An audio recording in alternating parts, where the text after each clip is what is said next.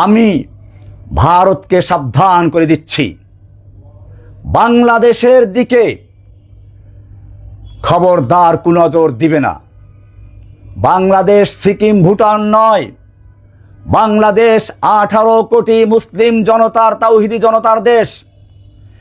এদেশ একটি মসজিদ, এটা আমাদের পবিত্র ভূমি। এদিকে যদি চোখ তুলে তাকাও, সে চোখ উপড়ে ফেলা হবে।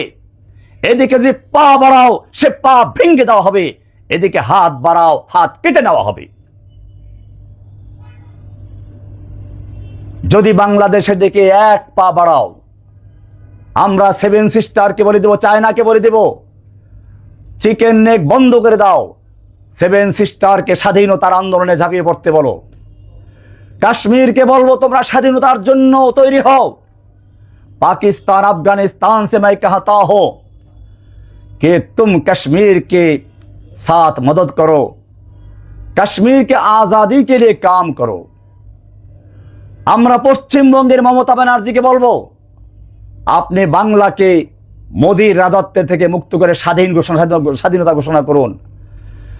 এভাবে ভারতের প্রত্যেকটা প্রদেশ, খালিস্তিনি সেই শিখদেরকে বলবো, তোমাদের সময় এসেছে, এখনই তোমরা স্বাধীনতার ডাক দাও।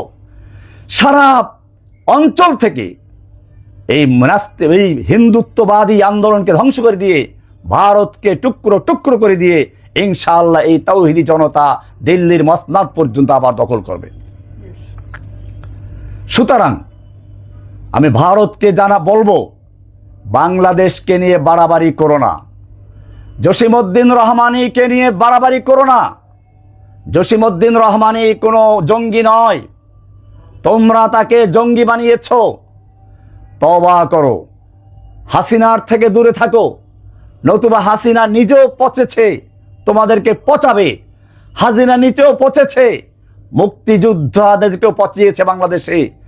আজকে মুক্তিযোদ্ধাদের নাম শুনলে মানুষের সেই আগের শ্রদ্ধা নেই। কে পচালো? হাসিনা পচিয়েছে। বঙ্গবন্ধুর নাম হাসিনা পচিয়েছে। এখন বঙ্গবন্ধু একটা হাস্যকর বিষয়। শেখ মুজিবের মূর্তির গলায় রশি লাগিয়ে ক্রেন দিয়ে টেনে ফেলে দিয়েছে। এত চরম অবমাননা হাসিনার কারণে হয়েছে। তাই ভারতকে বলবো, হাসিনাকে নিয়ে আর নাচানাচি করো না। হাসিনাকে নিয়ে যত নাচানাচি করবে, বিশ্বে তোমার ভাবমূর্তি ততই নষ্ট হবে। এদেশের জনগণ কোনো অন্যায়ের সামনে মাথা নত করে না।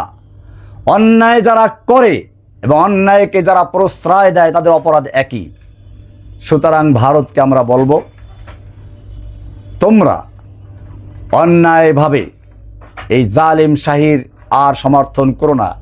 এদেশের মানুষের সঙ্গে শান্তি শৃঙ্খলার সাথে ঐক্যবদ্ধভাবে কাজ করো, তবেই তোমরা আমাদের সাথে আবার মিলেমিশে কাজ করতে পারবে। আমরা ভারতের সঙ্গে সংঘাত চাই না, আমরা চায়নার সঙ্গে সংঘাত চাই না, আমরা আমেরিকার সাথে সংঘাত চাই না, ইউরোপের সঙ্গে সংঘাত চাই না।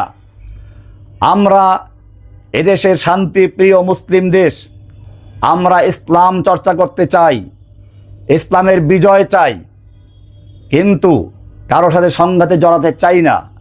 কিন্তু যদি আমাদেরকে চ্যালেঞ্জ করা হয়, আমাদের প্রতি যদি অবজ্ঞা করা হয়, আমাদের দেশে যদি বিশৃঙ্খলা সৃষ্টি করা হয়, তাহলে এদেশের তাওহিদি জনতা যেভাবে হাসিনার বিরুদ্ধে ফুঁসে উঠেছে, ঠিক সেভাবেই বাংলাদেশের স্বাধীনতা রক্ষার জন্য, বাংলাদেশের ইসলামকে রক্ষা করার জন্য এদেশের তাওহিদি জনতা ঐক্যবদ্ধভাবে মাঠে নেমে তোমাদের মোকাবেলা করবে। এবং সেদিন বেশি দূরে নয়, যেদিন তোমাদের দেশকেও টুকরো টুকরো করে দিল্লির শাহী মসজিদে আবার তাওহিদের পতাকা পতপত করে উড়বে।